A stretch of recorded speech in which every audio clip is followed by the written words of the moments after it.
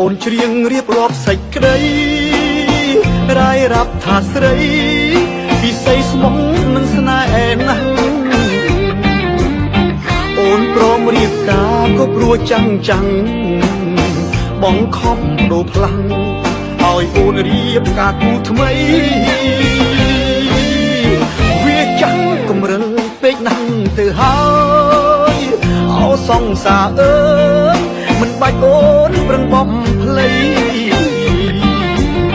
បើជ្រឹងយកគេរៀបការចុងថ្លៃតែសូមចិត្តស្រីកុំក្រឡៃដាក់ចាំងទុំបងដឹងបងក្រគេមានបកស្រីអកថាស័ក្តិសមយកលេះផ្ដេសផ្ដាំចោលដាក់ចាស់ទុំហើយថែមចោលធំលីខិត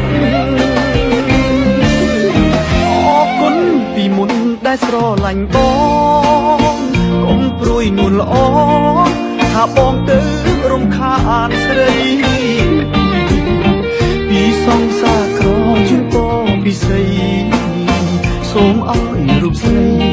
ចរណៃអូនបានសុខខាបងឮអូនច្រៀងរៀបរាប់សេចក្តីរាយរាប់ថាស្រីពិសីស្មុំនឹងស្នេហ៍ណាស់អូនព្រមរៀបការក៏ព្រោះចាំងចាំង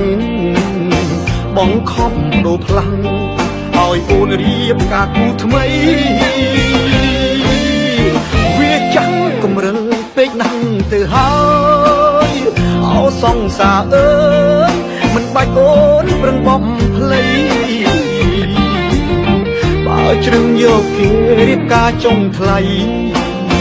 តែសូមចិត្តស្រីកុំក្រឡៃដាក់ចាំង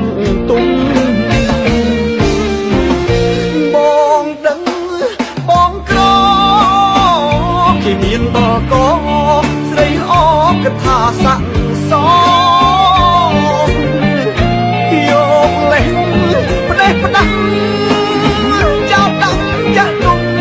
ហើយថែមចោលធំលីខិតអរគុណពីមុនដែលស្រឡាញ់បងកុំព្រួយនួនល្អថាបងទៅរំខានស្រីពីសង្សារក្រជូនពរពិសី